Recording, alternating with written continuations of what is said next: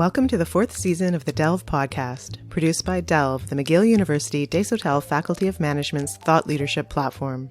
For our first episode of the season, we're pleased to feature Desautels Professor and preeminent management scholar Henry Mintzberg in conversation with Desautels Professor and Delve Editor-in-Chief Saku Mantere.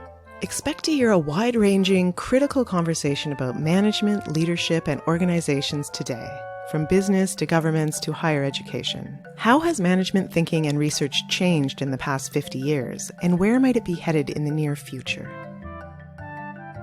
My name is Saku Mantere, and I'm a professor here at the Desautels Faculty of Management. I was brought up on Henry Mintzberg's work on strategy and organizations. When I was studying to be a scholar, I was struck by his idea of how strategies were really things that people did together in organizations. The strategies could emerge from collective learning, and a lot of the formal models and consultant slides that we saw about strategy were really just the surface of a phenomenon that was much, much deeper.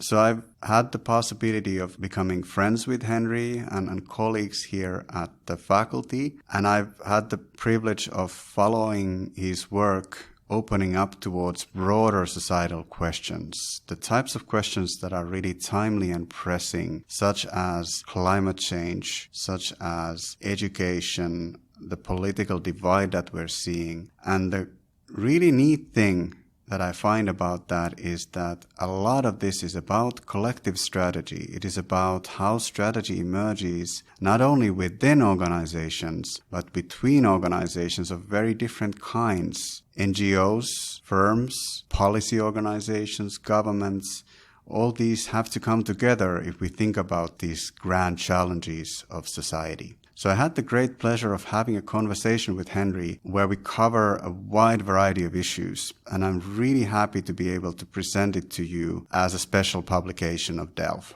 So I hope you enjoy it. Henry, thanks for joining us. It's a pleasure, Saku. I'd like to begin with your PhD. So you did a PhD at MIT, and you had a pretty big insight about leaders. What did leaders actually do? So can you tell us a little about how that unfolded? Not so much leaders, but managers. At least that was the term I used. The nature of managerial work, right? That was my first book. And it was a success right from the beginning. The head of NASA, James Webb, wanted to be studied, and he approached some professors at MIT. They approached me because I was the only one who had a remote interest in management. Everybody else was interested in marketing, finance, operations. I said, that's a crazy idea, study one guy for a PhD at MIT. But anyway, I groped around for a thesis and came back months later and said, you know what, I'll do that. But Webb was no longer available, so I observed 5 chief executives, 3 in business, 1 in running a big school system, 1 running a major hospital, the other 3 in business. And I sat there and wrote down things that were patently obvious that nobody ever wrote down before, which were things like they get interrupted a lot, and they like to get interrupted. They want to get interrupted. It's action-oriented. Fayol wrote in 1916 that managers plan, organize, coordinate, command, and control, which are 5 words for control. And I didn't see that. I saw them spending half their time with people outside their organizations. They weren't controlling them, but half their time was with customers or government officials or union people or whatever. It was a very hectic job. It's not a job where you can plan. They spoke and listened, especially, a lot more than they wrote. So it was a very different job. So I just wrote it down, and it was a big success because finally somebody had said what's going on for real. Yeah, so what's going on for real? I think that's a pretty good encapsulation about what your work has been like, right? Because it's the same thing. You wrote about emergent strategy. It's not about what executives plan and the strategy statements that are being published. They used to be sort of memos and things that were put into safes, and now they're PowerPoint slides or whatever, executive speeches, but strategies about what actually happens. Yeah, most strategic planning is just plain silly, and it's a waste of everybody's time. They pretend they're making strategy out of the blue, immaculate conception. That's not how strategies are made. Strategies are learned. You try things, you do different things, you hit something, you discover something you didn't expect, whatever. IKEA went into unassembled furniture because a worker tried to put a table in his car and it didn't fit, so he took the legs off, and then came the strategic moment, which was a simple little switch. If we have to take the legs off, so do they, meaning the customers. It changed the furniture business. That's where strategies come from. So all this hype about strategic planning, so much just plain silly and an absolute monumental waste of time. So it's trial and error learning? Yeah, it's serendipitous learning, it's trial and error learning, it's observing, it's seeing things and noticing things, and it's doing in place of or ahead of thinking. You do in order to think. You don't just think in order to do. And this idea of disconnect, that you sit in an office and invent these grand strategies, is just not reality most of the time. And even if it does come out of such a meeting, it's because the people in that meeting had their feet on the ground and have been watching what's going on. So did you know that Jeff Bezos, the former chief executive but founder of Amazon, he actually quite extensively discussed one of your papers on decision making in a shareholders letter a couple of years ago. Letter. I was really amazed by that. Yeah, but actually it is kind of funny because I think he may approach things somewhat similarly. So, the whole Amazon story has been about, well, we can of course then discuss the role of Amazon in society, which we will do later, but sort of it's clearly been a very successful enterprise. And it seems that there's been a lot of trial and error and a lot of learning, lots of experimentation in that story. And it's quite an academic article. It was in Administrative Science Quarterly, which is the academic journal in management, and it's called The Structure of Unstructured Decision Processes. So, sure, it appealed to him. How about organizational structure then? Because it seems that you've written the book on, I'm still going to call it leadership. I know that you don't like the distinction between leaders and managers, but sort of that's where the literature was. There was a huge industry of writing books about leadership. So Fayol and Barnard and many of these other classics, they didn't write about management. They wrote about leadership. And sort of that's what your work did. It revolutionized that literature. So I made the choice of calling it leadership. So you basically, what you did was you just went and saw what people who we call leaders, the chief executives, what is it that they do? Then you continued by looking at the strategies that actually unfold, emergent strategies or realized strategies. But then you also wrote a very important book on organizational structure, the structure in fives, as it used to be called. Fayol in the first book referred to it as administration. Yeah, I'm not sure he used the word leader or manager. Although manager actually comes from French. It has something to do with holding horses. Horses, the management of horses, yeah. The book on structure is my most successful book, and it was an attempt to synthesize the research. In a lot of areas, we have tons of research, but nobody synthesizes it. Nobody pulls it together. So it's not useful for practitioners. So I called the original version of that book, which was called The Structuring of Organizations, I subtitled it A Synthesis of the Research. And then I did Structure in Fives as a shorter version of the same thing. And that became my most successful book by far. And it's still being used. Somebody wrote to me recently. He's a high school teacher. And he says, I've been using your book for since 1980, God knows what, in high school. And, can we please have a new edition? It's amusing, 40 years later, in high school of all things.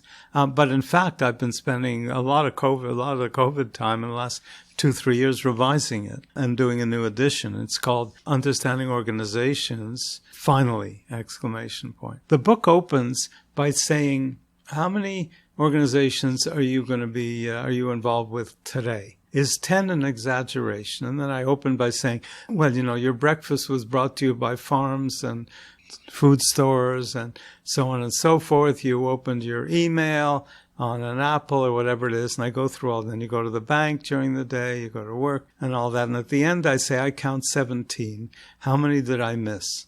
And my point is, that we live in a world of organizations. From the moment we're born in hospitals to the moment we're buried by funeral homes, we're all involved with organizations. And yet we don't understand them, and we mix them all up.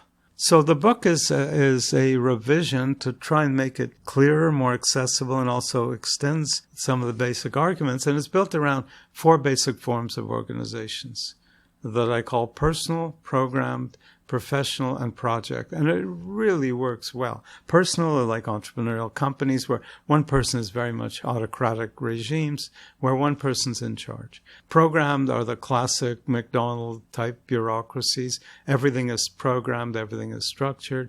Professional are hospitals, engineering departments, universities, where it's the skill of the professionals that's central. And project are project organizations, whether they're consulting firms or film companies or hockey teams. I actually use sports for all of them.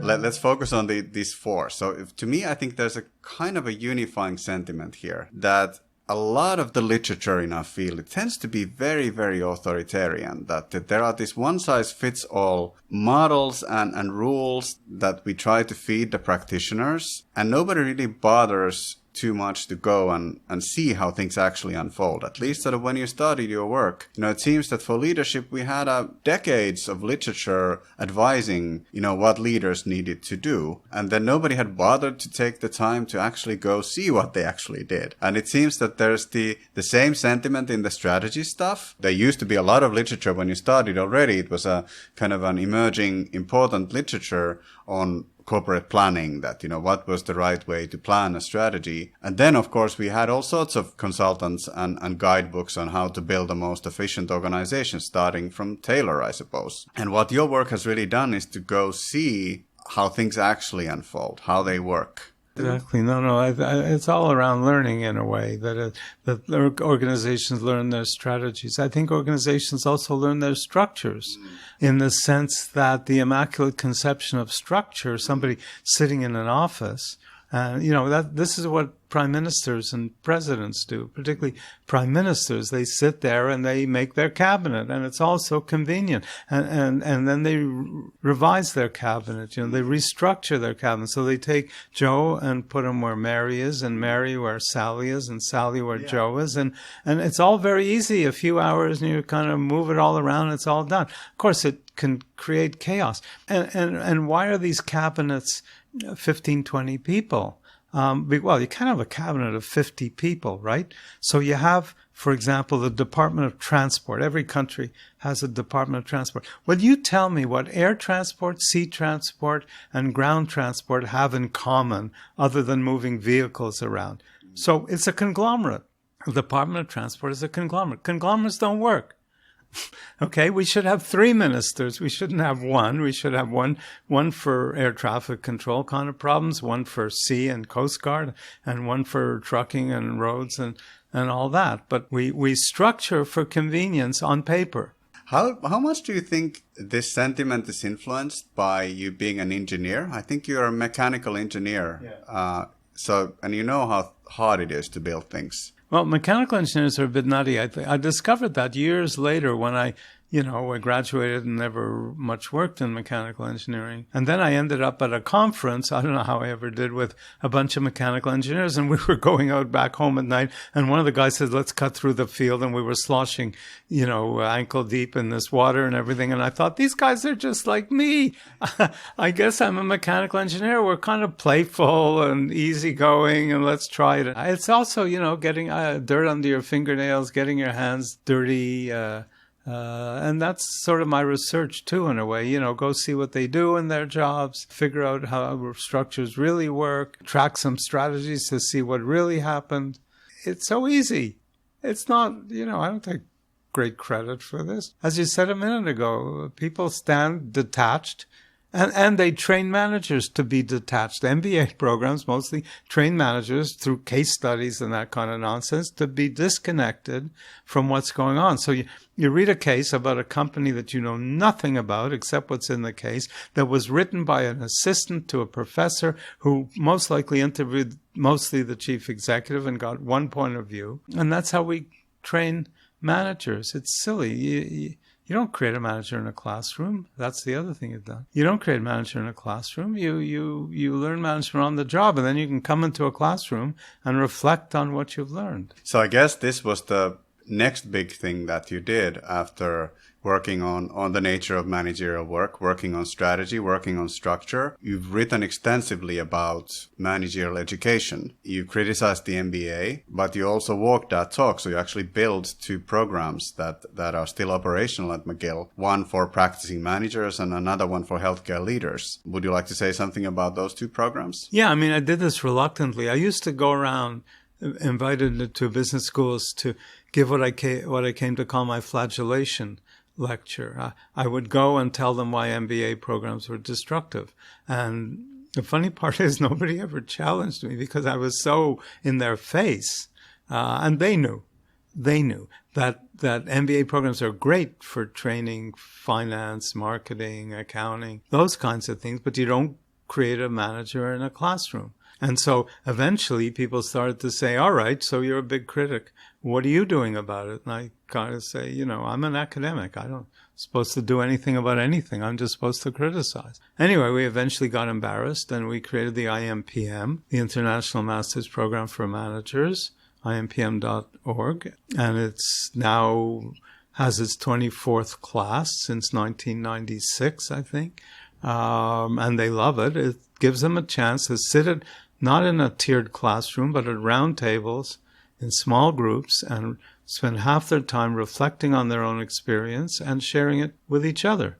Yeah, I remember teaching in one group, and I was talking to them about organizational change, and one of the students was I think the leader of the International Boy Scouts organization, and then there was an Anglican bishop in the group. Yeah, they're really practicing managers. Yeah, and they're from doing the exactly. job. Yeah. We love that kind of variety. In the healthcare program, imhl.org, in the healthcare program, we have people from all over the world in all aspects of healthcare, public health, surgery, you name it, everything, nurses, physiotherapists. And they find it incredibly revealing to spend all that time. They come for 11 days at a time, 5 times over a year and a half, and they do other stuff at work. And they find it incredibly revealing to be exposed to all these other people in their own field who they only meet casually usually. Let's then move to rebalancing society. We've talked about 4 major things that you've done. And the 5th one, I think that the one that you're most engaged with at the moment, obviously then you've written about healthcare, you've written about the Canadian condition, you've written about air travel, so you've written voraciously, I would say. But, if I structure it this way, that you have the management/leadership pile, you have the strategy pile, you have the organization pile, and you have the managerial education pile. And then the 5th pile is what I would call rebalancing society. Do you remember when you first started thinking about things at this scale? Intensively, yeah, because I went to Prague in 1991, which was 2 years after the Velvet Revolution, 2 years after the fall of communism in Czechoslovakia and other places in Eastern Europe. And the conclusion in the West was that capitalism had triumphed. And it was absolutely evident to me being there. It wasn't about the triumph of capitalism at all. It was about the collapse of communism. Communism did more to bring itself down than capitalism did because it was so out of balance on the side of the public sector.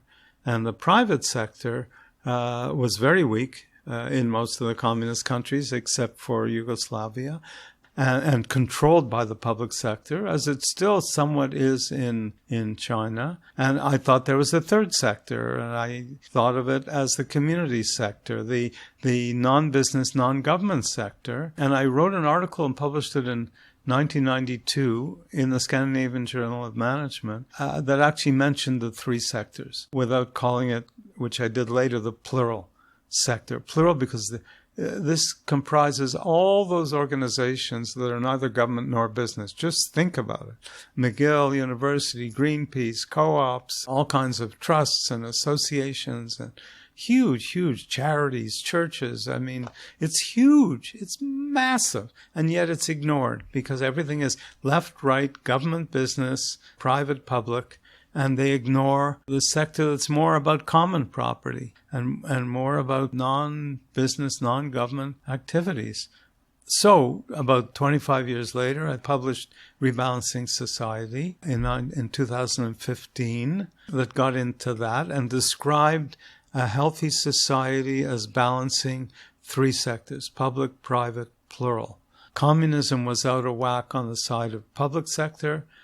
Capitalism has since thrown America and Britain and many other countries out of whack on the side of the private sector because of this mistaken belief that capitalism triumphed. Back then, in the 80s, the strong Western countries were balanced. But because they thought capitalism triumphed, it's been triumphing ever since, throwing America and Britain in particular, and many other countries, totally out of balance. And the populist governments that have arisen in reaction to capitalism are plural sector imbalance, whether it's religion in Turkey or the poor in Venezuela. There are different communities that control the government and control the society. So it's a third way of being out of balance. Compared with Finland, Norway, Sweden, the Scandinavian countries that are beautifully balanced, Canada's not bad, New Zealand is wonderfully well balanced.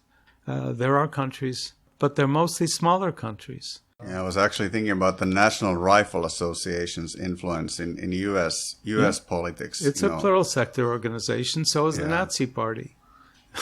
They're community associations. It's not all good, but a lot of it is.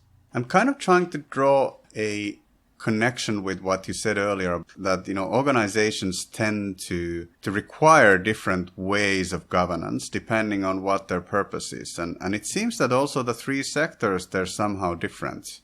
Yeah, in fact, it's important to not mix them up in terms of how they're managed. I personally prefer the other framework, which is the personal program, professional project, as a way of talking about how organizations are governed and how they work. Okay. Because the personal organizations are very centralized, controlled by an individual.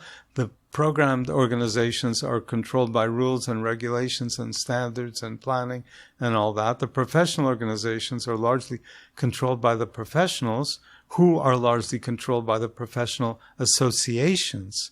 If you want to look for power in a hospital, look to the doctors. And if you look to the doctors, you better look to the medical associations, because they determine the protocols and so on that guide their behavior. And in a project organization, which is truly creative, decentralized, that's where you get the most interesting kind of innovation that Clay Christensen talks about. These are largely in project-type organizations, very decentralized, but very flexible, very organic organizations. So the creative ones are the project organizations, and the personal ones, if the chief is creative. And the other two, professional and programmed, are exploiting organizations, not exploring organizations. And I'm not using the word exploiting in a negative sense. They exploit existing technologies. It seems to me that the historical examples where we've seen a lot of plural organizations pop up, or they're not necessarily even organizations, they might be social movements that are not very organized. It depends on, but there's this curious flourishing that happens often in specific geographic sites. So I'm thinking of, say, artistic movements. We have, say, Vienna after the First World War, where there was a major cultural flourishing. Then we have the United States, which used to be, I suppose in the 19th century, it used to be the land of opportunity, and there was a lot of social activity. And I suppose, when you have this frontier mentality that you have communities that need stuff done, then there are schools that are being founded, and there's healthcare being organized, and, you organize a co-op store and these kinds of things. So do you see any commonality of when do we see the plural sector, perhaps in a positive sense? We did a little video of this. It's on my Mintzberg Minutes with actually a video of my channel on YouTube. And we did a video of the three sectors vis-a-vis a skating rink. And the message was as follows. The left foot And the right foot, government and business, have to push you ahead in skating in balance and in parallel. So you can't skate on one leg. Society can't skate on one leg. You can't skate on government. You can't skate on business. You skate on government and business pushing together to move you forward. But you're up against the snow that's blocking you, and that's where the shovel comes in, because the shovel, or the machine, clears the snow so the left foot and right foot can do their job. And the shovel is the plural sector. The plural sector opens the path so that government and business can do what they have to do. What all these stories have in common, it seems to me, is that the plural sector opens the pathway. Okay, so in Vienna, I'm sure there was strong business and I'm sure there was strong government and all that, but it was community that opened the pathway and created the norms and the attitudes and the enthusiasm that sent these places forward. And you mentioned places, but you didn't mention one for good reason, is Brazil. Most people don't realize that Brazil has one of the most vibrant plural sectors of any country in the world. When I hear of some really new, interesting idea, like in Brazil, there's a movement that seizes or plants themselves on unused farmland and farm it. They farm it. They don't ask permission. It's being unused. It's owned by somebody. They go out and farm it. And in America, these people would be in jail. In Brazil, they're heroes. And Brazil has an incredibly vibrant plural sector. So when I hear the way Brazil dealt with HIV/AIDS was spectacular and shocked the World Bank that thought it was out of control. And they controlled it through plural sector organizations who got together. It's that consolidation of the plural sector that really moves things. All the people affected by HIV/AIDS, and they consolidated into a movement that brought down the level of AIDS enormously in Brazil. Bolsonaro notwithstanding, it's an aberration of a sort, but Lula was certainly very strong on community. And community in Brazil is amazingly vibrant, amazingly, probably more than any place in the world. I'm hearing the same mechanical engineer spirit that sort of let's go and change the world. Let's go do things rather than distance ourselves. Let's go and shovel out the snow so that the structures can do their work. One theme where that's particularly hard, that you've thought a lot about recently, is climate change. Because climate change isn't a single problem. It's kind of all the world's problems clumped up almost. So it has to do with inequality as much as it has to do with technology. It has to do with world politics. Everything that's hard seems to be clumped up in that problem. So how do you envision the plural sector engaging with really hard problems like that? Well, let's start with this comment, which is outrageous, but absolutely true.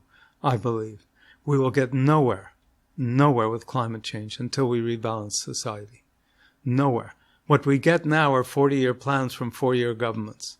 It's laughable. It's laughable. They last 4 years and they make 40-year plans. They're just kicking the problem down, kicking the can down the street to the next government. They're doing almost nothing.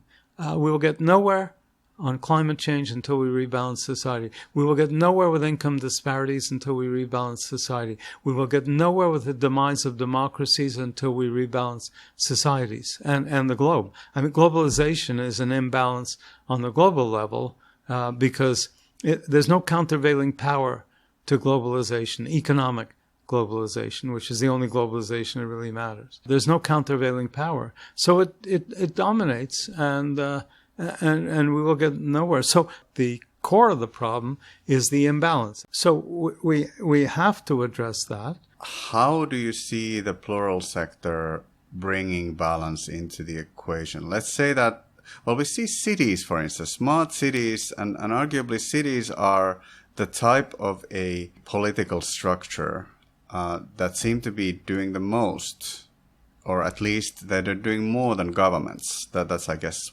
fair to say. And I guess cities are appropriate size so that people can actually have some kind of a dialogue between the sectors. They're co-located so that people can meet each other. So is there anything in that idea? Yeah, absolutely. Absolutely. And the smaller the city, the better in a way. There's more of a sense of community in a smaller city. The Economist has a ranking of democracies, and only 21 countries in the world are ranked as full democracies. And they're mostly small. Yeah, I think Finland's number 3, Norway's number 1, New Zealand, I think, is 2. The biggest of those countries is Japan, which is the 11th biggest in the world. So the 10 biggest countries in the world are not full democracies. Why are all these tiny little countries so together? Like countries like Costa Rica, countries like Uruguay. Why are they so together? I guess because there's a sense of community. People know each other, and you can't get away with things the way a Trump can get away with stuff in the United States. Suddenly a Nixon or a Trump end up running the country. These are utterly corrupt human beings, utterly corrupt human beings, and yet they maneuver through a big impersonal system right to the top. One sentiment that I remember you once expressing was that you've spent your entire career studying organizations in different ways, and then you said that you've spent your private life avoiding them. Escaping. So in one sense, I guess, there's something really exasperating also what happens in organizations when for instance, a firm has been created to deliver profits to its shareholders. That's what legislation defines it to be. And it seems that they are very, very hard to control sometimes. They have different roles in society, but we do know many examples where they've really crossed the line. But that, in some sense, it feels to me that it is often an organizational rather than a human problem that we're talking about. Maybe it's both, but I think the organizational problem is perhaps more fascinating. So why is it that organizations are so hard to control? I think it's the imbalance problem again. Let's go back to patents, okay, and monopolies. We always had, years ago, telephone landline monopolies. We had electrical monopolies. We still have electrical. And those were often co-ops, right? So they were actually... Some are co-ops and some aren't. But we controlled them. We granted monopoly rights and in turn had regulatory bodies to control how much they priced their electricity and so on. What we have with pharmaceuticals is the granting of monopolies with no controls. And these are life and death products. And why is this happening? Well, why didn't it happen when we were monopolizing power and phones? Because society was in balance and government was able to hold business in check. And now we've got this absurd idea that somehow government is bad. This is the American disease. Government is bad and business is good. I love business. I love my car. I love my iPhone. I love restaurants. I love business in its place. I want business in its place, which is the marketplace and out of the public place. And it's completely reversed itself. And it gets worse constantly. And so the income disparities simply come from the fact that the financial organizations have such incredible control over the movement of funds and everything that they're ripping off monumentally. We've got this pressure to conform and serve the stock market constantly for the short term so people can get in and out and make some money, and destroying these companies or damaging at least these companies in the long term. Yeah, the paradox, of course, is that it's our, retirement savings. It's basically people's money that drive the stock market. So it's Sure, we're all responsible. It's time for us to wrap up, but I wanted to ask one more question. So what's next? Do you have a project that you're really passionate about? What are you keen to do next? Well, Rebalancing Society is far from finished. So I want to write a more popular pamphlet kind of thing to wake people up to that, something more accessible and easy for people to get to. I want to bring the rebalancingsociety.org, which is the main website, to the attention of many more people. We're doing all kinds of things like that. We're looking into possible video forms and all kinds of ways to achieve that. After that, I think the whole question of democracy needs to be rethought. What we call democracy is not necessarily democracy for everybody, and we need to rethink that. But, and then I want to sort of go back to publishing the short stories that I wrote. I wrote a whole bunch of short stories that never got published, personal They're not fiction. They're personal experiences. I wouldn't mind doing a kind of autobiography at some point called Dreams I Never Could Have Dreamt, which is this charming life of being able to do all this. So, yeah, I've got enough to keep me going for till at least 120. So we have a lot to look forward to. Thank you so much, Henry. It was a pleasure. Thank you, Saku. Me too. Wow. So we covered a lot of ground there, didn't we? So thanks for joining in. I hope you enjoyed this conversation, and I hope that you'll be able to come back and join us on future episodes of Delve. You've been listening to a conversation between Desautels Professor and preeminent management scholar Henry Mintzberg and Desautels Professor and Delve Editor-in-Chief Saku Mantere. Find out more about Henry Mintzberg's latest work at rebalancingsociety.org and mintzberg.org. Listen to more episodes of the Delve podcast and read articles based on management research at delve.mcgill.ca. You can also follow Delve McGill on all podcasting apps on Facebook, LinkedIn, Twitter, and Instagram. Subscribe to the Delve McGill podcast and follow us for critical thinking and insights on management today.